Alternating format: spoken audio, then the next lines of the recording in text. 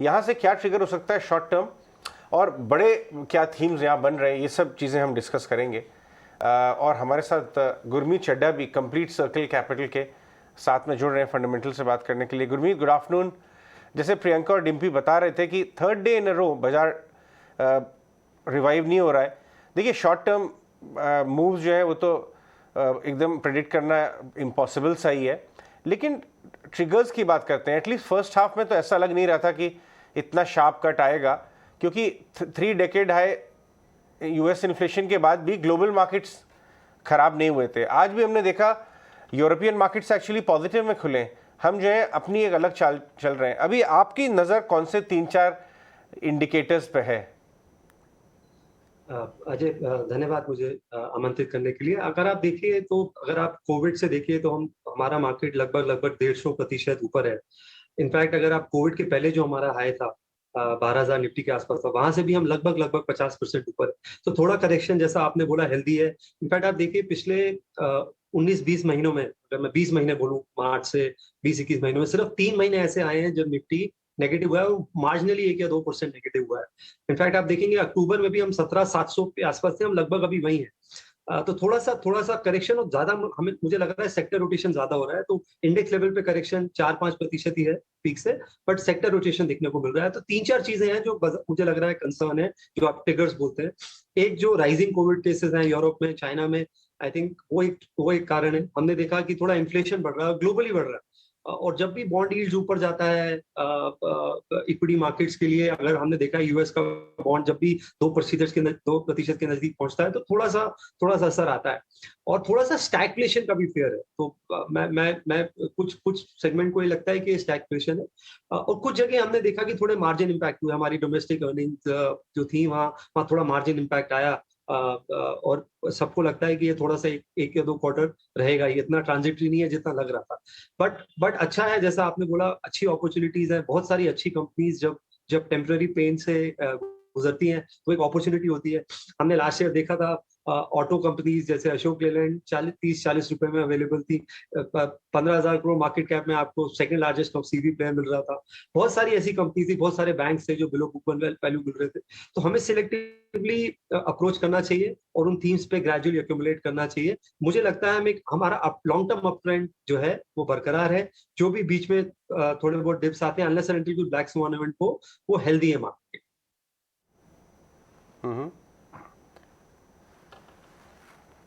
Right, बिल्कुल mister Chadha, तो ऐसे थीम्स को आइडेंटिफाई करना बहुत ज़रूरी है if you want to make good money और लॉन्ग टर्म के लिए आप इसमें बने भी रहें।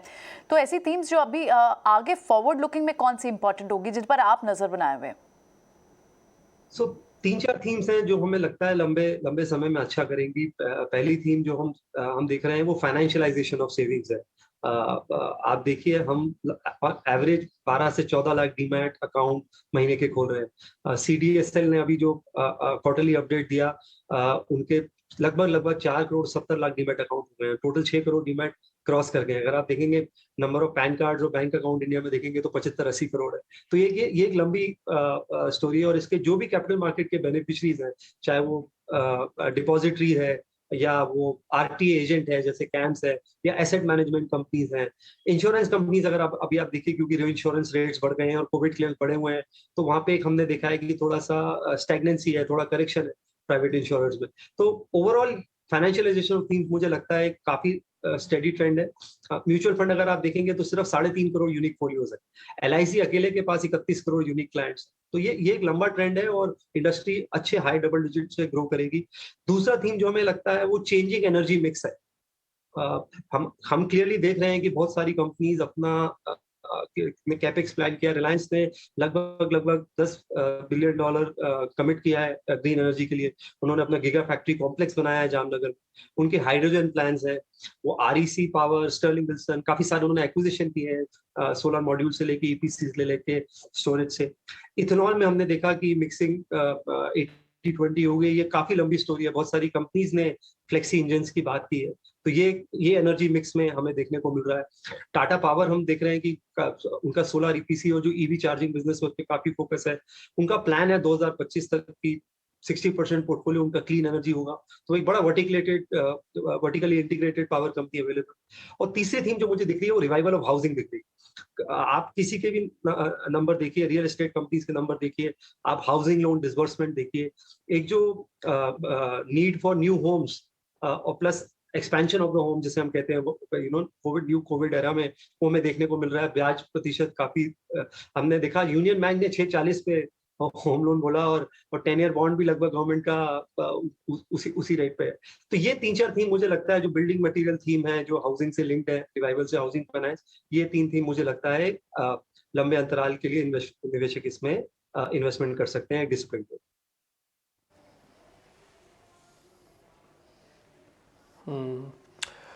गुरमीत, पहले तो गुड आफ्टरनून। और आपकी कंपनी का नाम बहुत बढ़िया है, कंप्लीट सर्कल। तो आपने ना प्रियंका के जवाब दिया कि कौन कौन सी थीम चल सकती हैं। मैं इस सर्कल को कंप्लीट करता हूँ, कौन कौन सी थीम नहीं चल सकती?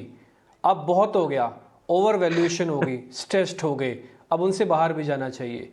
आपने बता तो दिया, कैपिटल चलेगा, कैपिटल गुड्स चलेगा, हाउसिंग चलेगा, एनर्जी चलेगा, बिल्डिंग मटेरियल चलेगा, क्या नहीं चलेगा ये भी बता दीजिए, कंप्लीट सर्कल हो जाएगा। मेरे बहुत बहुत अच्छा सवाल है, बहुत डिफिकल्ट सवाल है, क्योंकि जो हमें लगता है नहीं चलेगा, अक्सर वो बाजार में अच्छा करता है और प्रिडिक्ट करना लगभग नामुमकिन है।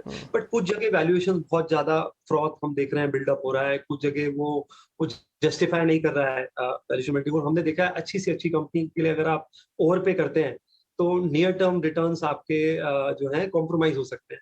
तो कुछ जगह मुझे लगता है कि जैसे हमने केमिकल्स में देखा, सारा सेक्टर को एक ब्रश से पेंट कर रहे थे, हमने डिफरेंशिएट नहीं किया कौन सी कंपनी वर्टिकल बैकवर्ड इंटीग्रेशन कर रही है, केपेक्स कर रही है, वैल्यू एडिशन कर रही है। हमने नहीं देखा, सारी केमिकल स्टॉक्स हमने देखा लास्ट ईयर ऊपर गया। अब इसके बाद जैसे ही रिजल्ट्स आए, हमने देखा काफी हेल्दी करेक्शन आया बहुत सारे स्पेस में। सिमिलरली एपीआई थीम में सब कुछ बढ़ने लग गया, सबको लगा कि अगला डेविस लेबोरेटरी ही है। तो मुझे लगता है कि थीम से ज्यादा हमें ये देखना चाहिए कि हम उतना ज्यादा उस चीज को जनरलाइज ना करें। हम next HDFC bank, next Divi's labs, next Aarti industries या पीआई इंडस्ट्रीज ढूंढने में वक्त जाया ना करें। इसमें क्या होता है, हम जनरलाइज करते हैं और एक्सट्रापोलेट करते हैं और मार्केट फिर जो है हमें सरप्राइज करता है। तो ओवर पे मत करिए। कई बार आप कहते हैं, जैसे हम क्रिकेट के पार्लेंस में कहते हैं, हम टेस्ट मैच के उसमें होते हैं कि कई बार आपको पिच पे रहना है।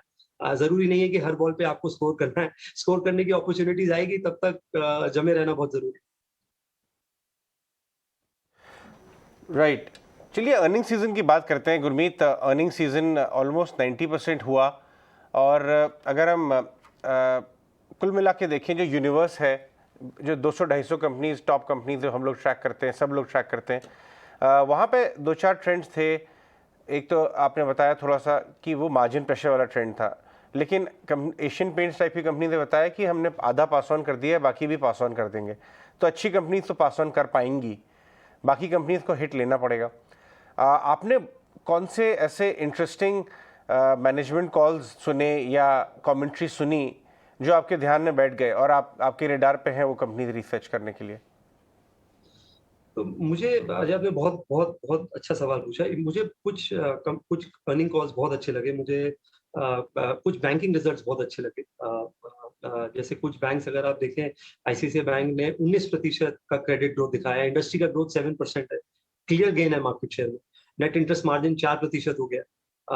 एनपीए, नेट एनपीए पहली बार 1% से कम आया, मतलब मैंने बहुत टाइम बाद आईसीआईसीआई बैंक का। तो जितने ऑपरेटिंग मैट्रिक्स हैं, जिसे हम निम बोलते हैं, नेट इंटरेस्ट इनकम बोलते हैं, मैंने इनकी रिस्ट्रक्चर्ड बुक देखी, वो 0.6-0.7% है। उन्होंने कॉर्पोरेट क्रेडिट ग्रोथ पे अच्छा गाइडेंस दिया कि कैसे वो पिकअप कर सकता है। वो डेलिबरेटली स्लो हो गए थे कॉर्पोरेट क्रेडिट ग्रोथ में। अब retail book is now almost 65-70% of the growth. तो मुझे ये बहुत अच्छा लगा, और मुझे ऐसा लगता है कि आज आईसीआईसीआई बैंक अभी भी अगर आप सब्सिडी का वैल्यू हटा दें तो 2.1, 2.2 बुक वैल्यू पे है, और वो जो वैल्यूएशन ब्रिज है कोटक और एचडीएफसी के साथ, वो कम करेगा। काफी अच्छी टर्न अराउंड स्टोरी लग रही है, और अच्छा करेगा। और मुझे लग रहा है बैंकिंग में बिग बिकमिंग बिगर वाला थीम प्ले आउट करेगा। हमें, जैसा मैंने बोला, हमें अगला एचडीएफसी, अगला बजाज फाइनेंस ढूंढने का जरूरत नहीं है। तो मुझे हाउसिंग फाइनेंस का कॉल बहुत अच्छा लगा। मैंने दीपक पारेख की मिस्त्री को सुना। मुझे उन्होंने, अक्टूबर एक ऐसा महीना था जो हमने भी चैनल चेक किया, हाईएस्ट एवर डिस्पर्सल हुए हैं ना नॉन क्वार्टर एंड मंथ। तो वो बहुत हमें देखने को मिला। मुझे लग रहा है ये बड़ा ट्रेंड है, और ये housing led private capex revival हो सकता है, जो कि काफी अदर बिल्डिंग मटेरियल्स को पॉजिटिवली इम्पैक्ट करेगा। मुझे कंजम्पशन में भी काफी कॉन्फिडेंस आया, जिस हिसाब से दिवाली के नंबर्स आए हैं, फेस्टिव सीजन की बाइंग हुई है। तो मुझे लगता है ये जो मार्जिन प्रेशर है, कुछ कंपनीज अच्छे से अब्सॉर्ब कर पा रही है। आज हमने देखा बर्जर पेंट में भी उन्होंने अपना मार्जिन रिलेटिवली बेटर मैनेज किया, वैम प्राइसेस ऊपर, sorry raw material crude prices ऊपर जाने के बावजूद पिडिलाइट ने मार्जिन बहुत अच्छा मैनेज किया, वैम प्राइसेस अप वगैरह थे, उसके बावजूद अच्छा ग्रोथ दिखाया। तो कुछ एक कंपनीज है, थोड़ा सा हमें सिलेक्टिव होना पड़ेगा, जैसा मैंने बोला, while broader themes will be there, पर थोड़ा अगर हम स्टॉक स्पेसिफिक होंगे, जो कंपनीज प्राइस जिनके पास प्राइसिंग पावर है, जो अपनी रॉ मटेरियल, हमने देखिए, अगर आप एपीआई में भी देखेंगे तो एक डेविस लैब था जिन्होंने मार्जिन को बहुत अच्छे से मैनेज किया, और हमने नीचे देखा छोटी एपीआई कंपनीज में बहुत ज्यादा मार्जिन इम्पैक्ट आया। तो यहाँ मैनेजमेंट का जो डिफरेंशिएशन है टू मैनेज वोलेटिलिटी जो है वो देखने को सामने आ रहा है। Correct, right. Gurmeet rightly said, क्योंकि ये बड़ा ट्रिगर भी है। एक्चुअल जो एफएमसीजी कंपनीज हैं उनके ही पैट में, अगर सारी निफ्टी कंपनीज के अब तक कॉर्पोरेट अर्निंग्स की आप बात करें तो एफएमसीजी कंपनीज का जो डेंट है उसके बाद भी हम देख रहे हैं कि कॉर्पोरेट अर्निंग्स अच्छी रही हैं। तो ये एक ट्रिगर तो बाजार फैक्टर इन कर चुका है। अब अगला ट्रिगर मार्केट क्या होगा? क्यों फॉरवर्ड लुकिंग अप्रोच के साथ अगर हम सोचें तो कौन कौन से ट्रिगर्स हैं जो आपको लगता है कि डोमेस्टिकली प्ले करेंगे? तो पहला तो has to be earnings. Ultimately जो बिजनेस परफॉर्मेंस जो है वो प्राइस परफॉर्मेंस को मिरर करेगा। शॉर्ट रन में चेंज हो सकता है। दूसरा मुझे लगता है जो एक बड़ा ट्रिगर है, हमारा जो इंक्लूजन है ग्लोबल बॉन्ड इंडेक्स में, आई थिंक वो एक बहुत बड़ा फैक्टर है। उससे क्या होगा, हमारा जो प्रेशर है लॉन्गर एंड बॉन्ड्स पे वो थोड़ा सा कम हो सकता है। तो India inclusion in global bond index ये काफी कम डिस्कस हो रहा है, बट मुझे लगता है कि इसका प्रोबेबिलिटी ज्यादा है। हम धीरे धीरे कैपिटल कन्वर्जन की तरफ बढ़ रहे हैं। और जो हमने रिफॉर्म्स किए हैं इलेक्ट्रिसिटी एंड माइनिंग बिल से लेके जो हमारा इंफ्रास्ट्रक्चर पुश आ रहा है, आप देखिए डेडिकेटेड ट्रेड कॉरिडोर जब आ जाएगा तो लॉजिस्टिक्स एक बहुत बड़ा सेक्टर मुझे लगता है जो उभर के आ सकता है। बहुत सारी अच्छी कंपनीज हैं स्पेस में, अनलिस्टेड में भी और लिस्टेड स्पेस में भी। जैसे कंटेनर कॉर्पोरेशन अगर आप देखिए, उन्होंने अपना जो मिक्स बताया है एक्सिम और डोमेस्टिक का, वो 60-40 बताया। एक टाइम पे 80-20 होता था, और तो डबल स्टैकिंग से, टर्न अराउंड टाइम से काफी फायदा होगा उस तरफ। तो मुझे लगता है कि एक जो हमारा इंफ्रा पुश है वो, उसके अलावा जो मुझे नहीं लगता, मैं उस कैंप में नहीं हूँ कि मुझे नहीं लगता कि इंटरेस्ट रेट हाइक्स जो है वो बहुत शार्प होंगे। बहुत ज्यादा डेट है इकोनॉमीज में, और हर सेंट्रल बैंक इस चीज को नॉर्मल एवोल्यूशन करेगा। गुरमीत, मैं आपको 2 मिनट के लिए इंटरप्ट करूंगा। आपके दिल्ली में टाइम्स नेटवर्क का टाइम्स नाउ समिट हो रहा है, वहाँ पे हमें कुछ देर के लिए जाना पड़ेगा। हम आपके पास वापस लौटेंगे। अभी ऑफकोर्स ये सेकेंड डे है और जोरावर दौलत सिंह और कंवल सिब्बल बात कर रहे हैं, और जानते हैं किस तरह बातचीत हो रही है। Never before in history has any country expanded its navy at such a rapid pace as China is doing. What is it doing for? Clearly, the navy, all these warships, the aircraft carriers and everything else are not going to get confined only to the South China Sea or the Western Pacific. True. They have to move out. They have to move out in the Indian Ocean, which will then require that they will have to look for bases, as they are beginning to try and get them. They have succeeded virtually in Pakistan. In Djibouti, of course, they have one. So it's an expansion of Chinese power that we have to contend with.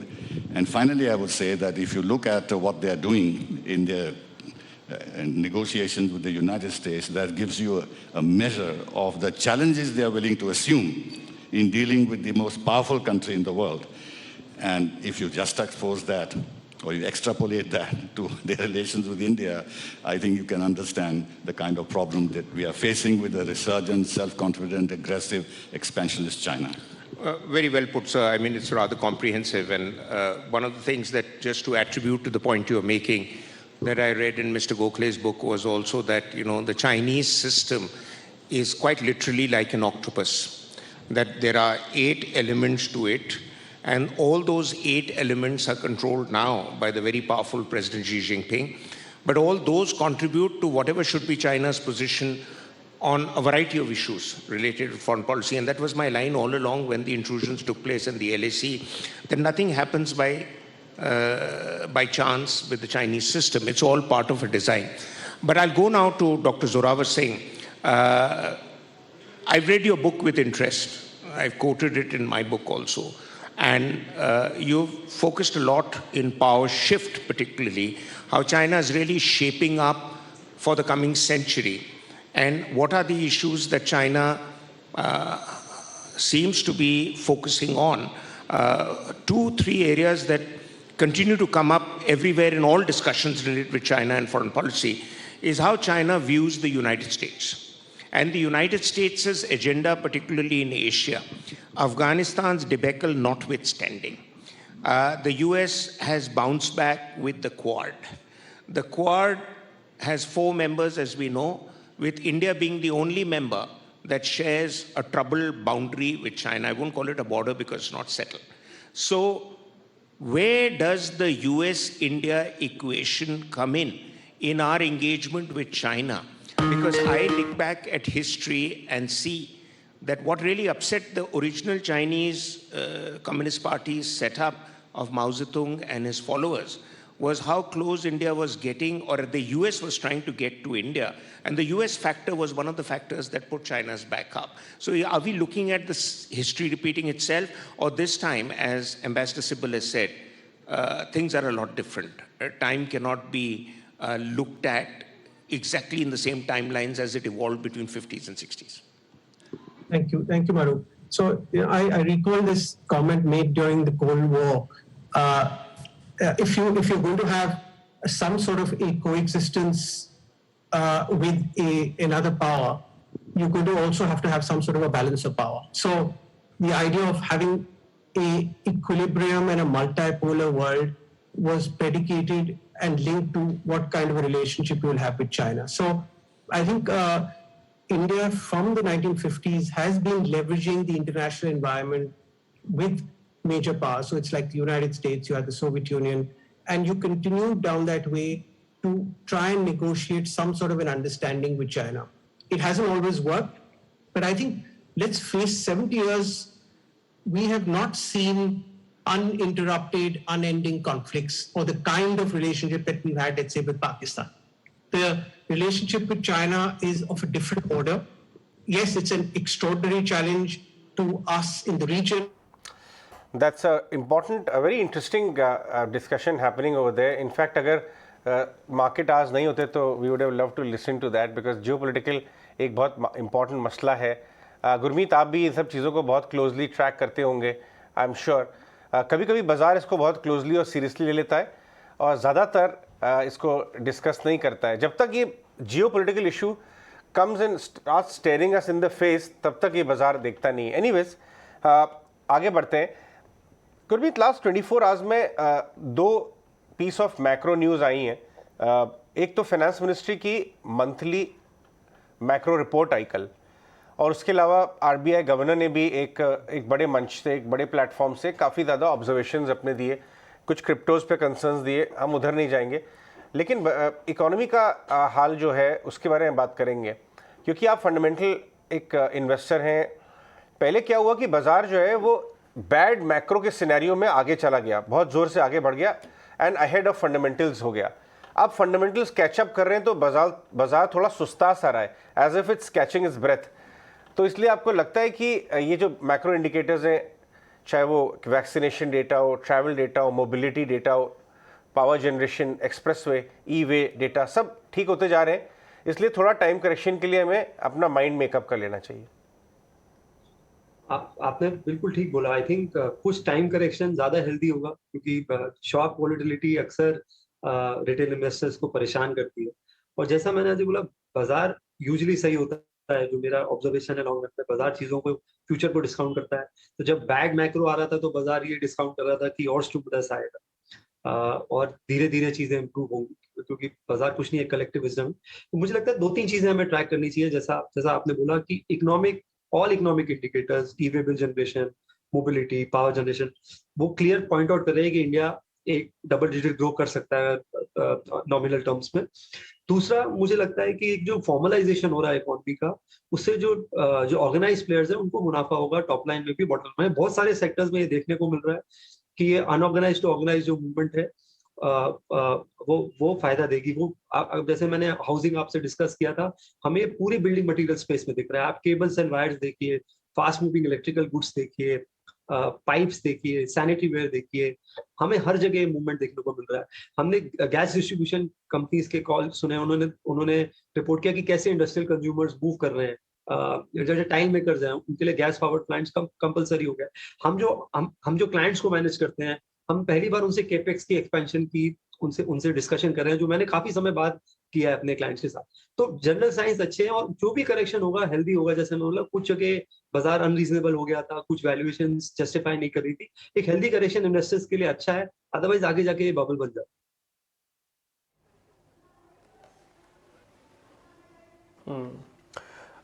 3-4 दिन से गुरमीत हम एक और चीज़ को discuss कर रहे हैं, वो है न्यू एज के शेयर्स, नई इकोनॉमी के शेयर्स। जैसे कि नायका की कल धमाकेदार लिस्टिंग हुई, अब पेटीएम है जिसका लास्ट डे आज, अब आने वाले दिनों में ओयो भी आएगा। जब मैं ओयो के बारे में स्टडी कर रहा था ना, ओयो तो इतना बड़ा है कि जो 6-7 लिस्टेड होटल्स हैं ना, उनकी भी मार्केट कैप से बड़ा तो उसका आईपीओ आने वाला है। तो जो नए आईपीओज आ रहे हैं, न्यू एज इकोनॉमी के जो शेयर्स हैं, इसको वेटेज के हिसाब से कितनी आप इंपॉर्टेंस देते हो? एक नया इन्वेस्टर जो आज ही मार्केट में आया है, उसको नए शेयर्स, नई इकोनॉमी के शेयर्स को कितना हिस्सा रखना चाहिए? अजय, ये आई थिंक सबसे कॉमन क्वेरी है हमारे पर्सनल व्हाट्सएप ग्रुप और डिस्कशंस में भी। मेरा ये मानना है कि ये बहुत high risk high return trade off है। तो जो भी कंजर्वेटिव मॉडरेट इन्वेस्टर्स हैं, उनको इनसे दूर रहना चाहिए। और ये एक तरीके की कंसेप्ट इन्वेस्टिंग है। आप इसको ट्रेडिशनल तरीके से पी मल्टीपल पे, प्राइस बुक मल्टीपल पे वैल्यूएट नहीं कर सकते, आपको हमेशा एक्सपेंसिव लगेगा। तो मेरा अप्रोच ये है कि आप 5 से 10% एक कंसेप्ट इन्वेस्टिंग का बकेट बना सकते हैं। उसमें आप अलग अलग सेक्टर्स में, क्योंकि इसमें क्या होता है, विनर टेक्स ऑल। आज एक जोमेटो है तो काफी सारी कंपनीज जो हैं वो बैंकरप्ट भी हुई हैं, चाहे या अब नहीं रही हैं। जैसे फूड पांडा है, या टाइनी हाउस थी, या उबर ईट्स आगे जाके मर्ज हो गया।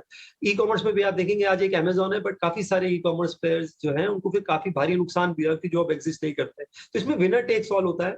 तो आप इसको स्प्रेड करिए। वीसी भी इस गेम को ऐसे ही खेलते हैं। आप वीसी की तरह खेलिए, 10-12 आइडियाज में आप इन्वेस्ट करिए, जहां जिसमें आपको लगता है कि ग्रोथ बहुत, और यहाँ पे ग्रोथ को इंपॉर्टेंस देना बहुत ज्यादा इंपॉर्टेंट है, क्योंकि ग्रोथ को बाजार फैक्टर इन करता है। यहाँ पे अर्निंग्स लैग के साथ कैचअप होती है। तो मुझे लगता है कि कुछ जहां पे, जैसे मुझे क्यूएसआर स्पेस बहुत अच्छा लगता है, मुझे जुबिलेंट फूड्स ज्यादा अच्छा लगता है। फूड टेक में 3000 स्टोर हो जाएंगे, उनका मीडियम टर्म प्लान है। एसएसजी ग्रोथ 26% है, अलग अलग फूड मेन्यूज को अडॉप्ट कर रहा है, और उनके जो डिजिटल एनालिटिक्स और डिलीवरी इकोसिस्टम है वो बहुत स्ट्रॉन्ग है। आप कंपनीज लाइक जैसे आईएएक्स देखिए, पावर मार्केट प्लेस बन गया है, जहाँ पे इलेक्ट्रिसिटी का ओपन मार्केट प्लेस है, इलेक्ट्रिसिटी सेविंग सर्टिफिकेट्स हो रहा है। हमने अभी देखा कोल्ड शॉर्टेज में बहुत सारे प्रोड्यूसर्स और कंज्यूमर्स दोनों उस प्लेटफॉर्म को उन्होंने यूज किया। बीच में स्पॉट पावर करीबन 16-17 रुपए चला गया था। तो ये एक अपकमिंग थीम है। बहुत सारी कंपनीज है एडटेक में। आप देखिए डिजिटल मार्केटिंग जो है का जो स्पेंड है इंडिया में बहुत तेजी से बढ़ रहा है। और मोबाइल, सब पहले कहते थे मोबाइल जरूरी है, अब कहते हैं कि मोबाइल के बिना आप सर्वाइव नहीं कर सकते। तो जो कंपनी आज 75 करोड़ स्मार्टफोन यूजर्स हैं, 6 से 7 घंटे का हमारा स्क्रीन टाइम। तो डिजिटल एडवर्टाइजिंग में जो कंपनीज एडटेक में है, जैसे एप्पल वगैरह है, ये आगे अच्छा कर सकती है। तो आप इस तरीके से एक बास्केट बनाइए। जो बिजनेस थोड़ा समझ में आता है उसमें ज्यादा अप्रोच करिए, और कुछ आइडियाज आपके खराब होंगे, कुछ आइडियाज में आप अच्छा बनाएंगे, ताकि ओवरऑल रिटर्न आपका अच्छा बढ़े। तो ये आपको गेम वीसी की तरह खेलना है, और कॉन्सेंट्रेटेड बेट्स इसमें अवॉइड करिए, क्योंकि हमें पता नहीं है कि कौन अल्टीमेट विनर होगा और क्या business model evolve. Correct. So smart strategy, आपको बास्केट्स बनाकर चलना होगा। क्या इस बास्केट में गुरमीत आपकी पसंद इमर्जिंग सेक्टर्स भी होंगे? आपने हालांकि डिजिटल पुश जिन कंपनीज का होगा, जिनका बिजनेस मॉडल होगा, वो आपको पसंद आती हैं, लेकिन डेटा सेंटर हो या फिर क्लीन ग्रीन एनर्जी से जुड़े हुए, चाहे वो ग्रीन हाइड्रोजन हो, सोलर हो, ये भी आपके फोकस एरियाज में होगा?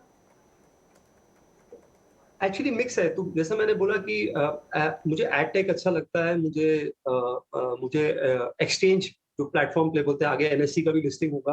ग्रे मार्केट में ऑलरेडी शेयर काफी ऊपर चला गया है। तो जहां फंडामेंटल्स बहुत सॉलिड है और ग्रोथ बहुत विजिबल है, आई थिंक उन सेक्टर्स पे बैट करिए। प्रॉफिटेबिलिटी सूनर और later has to catch up, otherwise ये कहीं ना कहीं जाके ये बबल बस्ट होगा। तो जो सेक्टर्स में आप कॉन्फिडेंट है, आपने एनर्जी का बोला, मैंने आईएक्स की बात की, बहुत सारी कंपनीज हैं जो ईवी में और क्लीन एनर्जी में बहुत सारे प्लान्स कर रही हैं। तो आप ट्रेडिशनल प्लेयर्स को भी देख सकते हैं। ये कहना कि सिर्फ न्यू एज कंपनीज करेंगी और पुरानी कंपनी नहीं टर्न अराउंड कर पाएंगी, आई थिंक रिलायंस ने किया है। आप देखिए आज 40% से ज्यादा EBIT उनका न्यू एज बिजनेसेस से है, जियो से है, रिटेल से है, और उनके एनर्जी प्लान्स आप देखिए तो वो चाह रहे हैं कि वो हाइड्रोजन पे बहुत बेट कर रहे हैं, उन्होंने अपने एजीएम में भी बोला। तो आप मिक्स करिए इसमें, दिस वर्सेस दैट नहीं है। हमें इसमें रैशनल होना चाहिए और हमें इसमें ओपन माइंड से निवेश करना चाहिए।